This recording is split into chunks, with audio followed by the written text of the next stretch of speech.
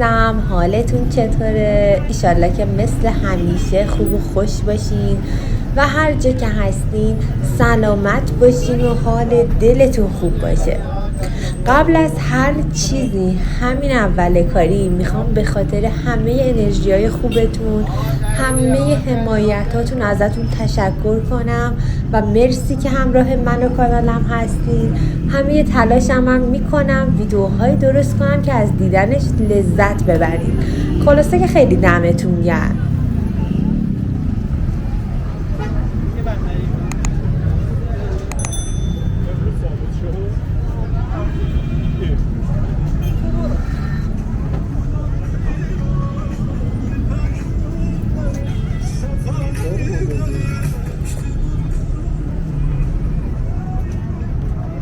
امروز اومدم به یکی از محله های تهران که مطمئنم خیلیاتون باها اینجا خاطره دارین. چند سال پیش که خودم دانشجو بودم خیلی می اومدم اینجا و خاطره های قشنگی اینجا دارم.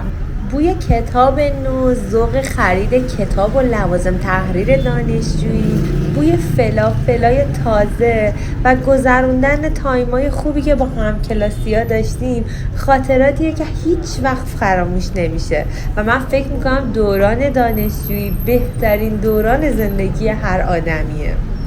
مطمئنم که خیلی از شما هم با دیدن این ویدیو امروز کلی از خاطراتتون زنده میشه و از دیدنش لذت میبرین. پس تا آخرش همراه من باشین چون که قراره با هم دیگه یه دوری تو میدون انقلاب بزنیم و بعدش هم بریم به سمت تئاتر شهر.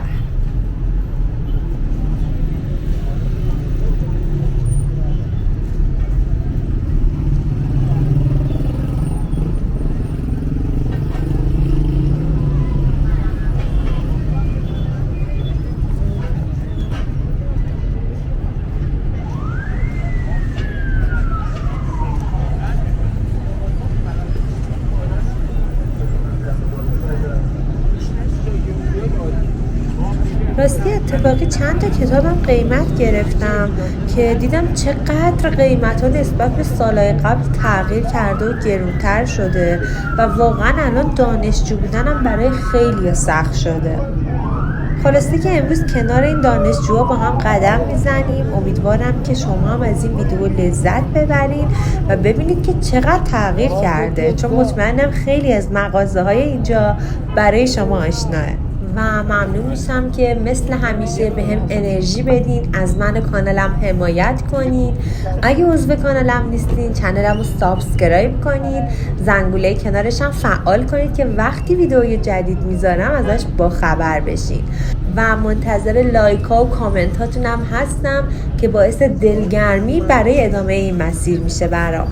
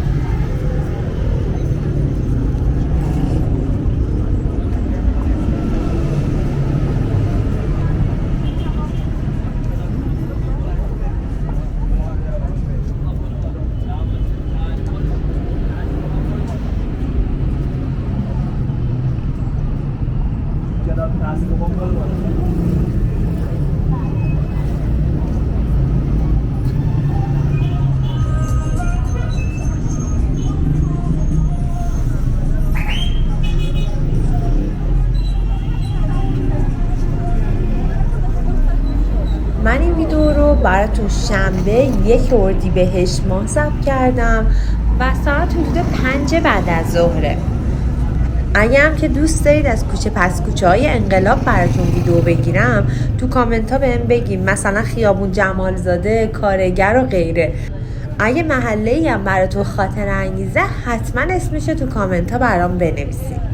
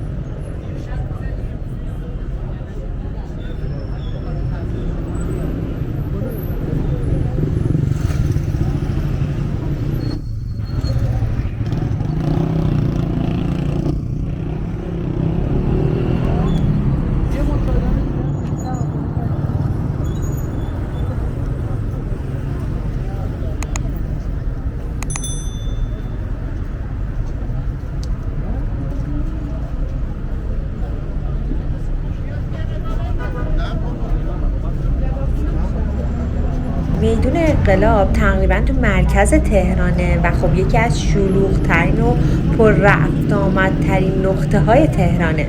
شما اینجا میتونید خیلی راحت با استفاده از مترو یا بیارتی یا تاکسی ماشین شخصی بیاین و خب هر چیزی که نیاز داشته باشین از شیر مرغ تا جون آدمیزاد اینجا پیدا میکنید.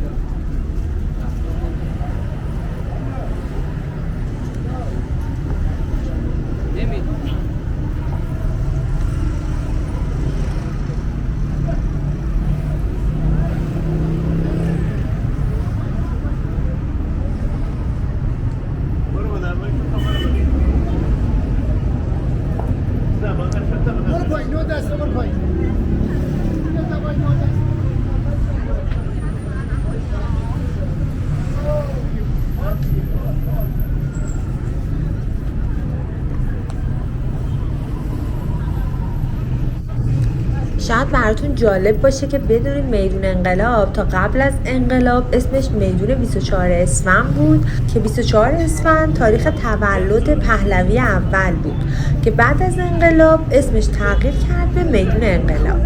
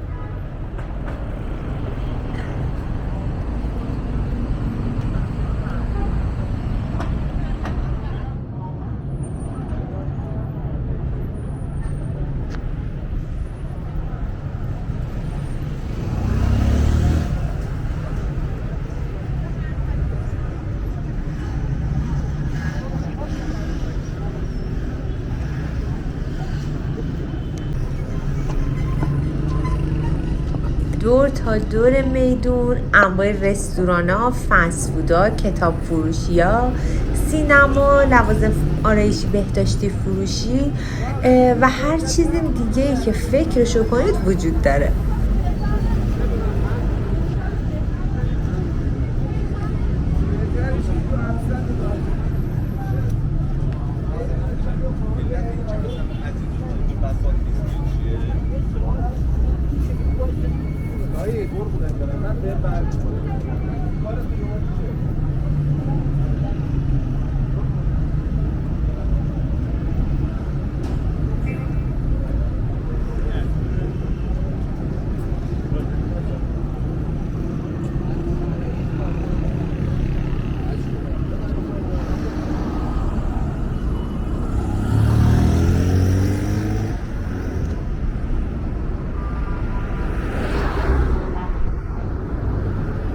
راستی شاید براتون جالب باشه که بدونید سینما بهمن که تو سال 1344 افتتاح شد، یکی از قدیمی ترین و معروف ترین سینماهای اینجاه.